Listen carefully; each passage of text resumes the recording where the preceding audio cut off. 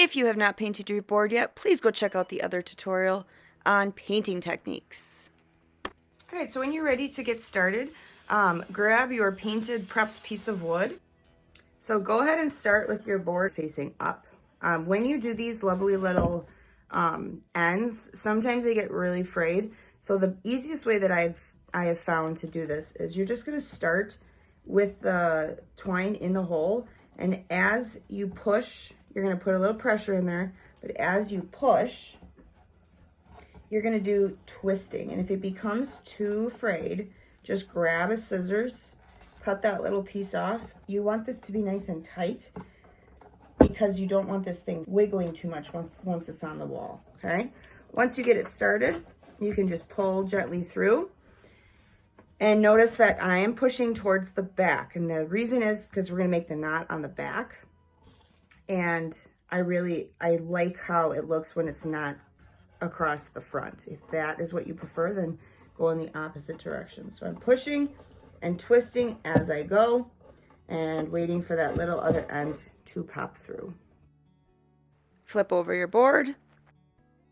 Check how much you have in the front. I am gonna keep this shorter, and then all you're gonna do, take your two ends together, make a loop around your fingers, take those two little tails, pop them through the loop, and pull tightly. Pull on both of these pieces so that way you get a nice tight knot.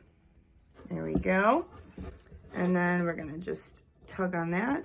Things that you'll have to provide is a butter knife is going to work just fine for this. You're also going to notice that there is a hole in your board, but to do the pipe fitter, it's actually pretty simple. So on your pipe fitter, you're going to see this flathead. So figure out some kind of tool. If you have a screwdriver at home and you want to just use that, you are welcome to do that. But I wanted to show you that you could do this with materials at your house. But the goal is you want to loosen up this screw at the end here until the whole thing just pops open. What the goal is you want to make sure that this little gadget right here is in the center, okay? So I usually eyeball it because it doesn't have to be perfect, but if you are looking for like a U shape, that will work just fine, okay? So I'm going to put my nail right about here. Hammer away. Try not to hit your fingers. And once you get it kind of started, it'll stay in there, and then you can get your hands in there and really get this down. So here we go.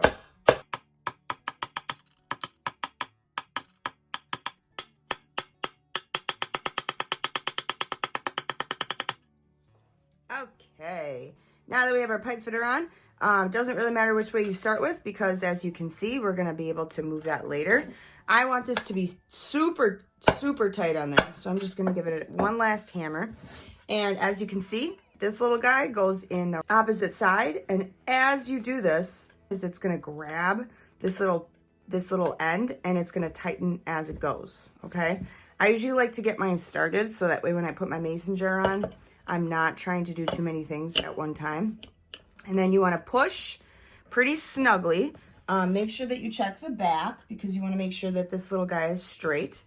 Also, there's a square shape to this mason jar, so I always really, really, really like to make sure that it is placed properly to begin with, so I don't have to undo this later and fix it, okay? Cool thing is that you can always change it if you need to. You can always move it.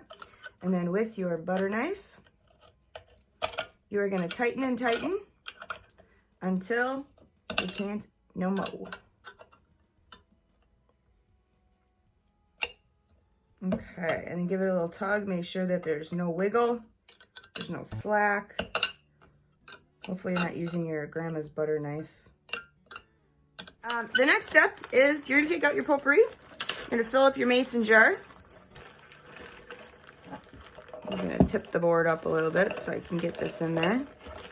This is not easy to do when you are on camera. Shove that in there. There we go.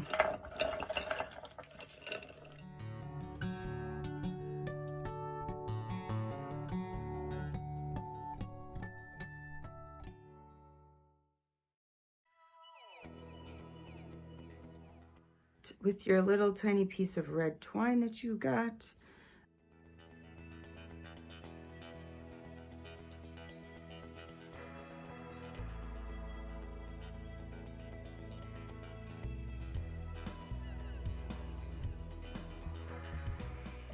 Tie it up nice and tight, do a double knot.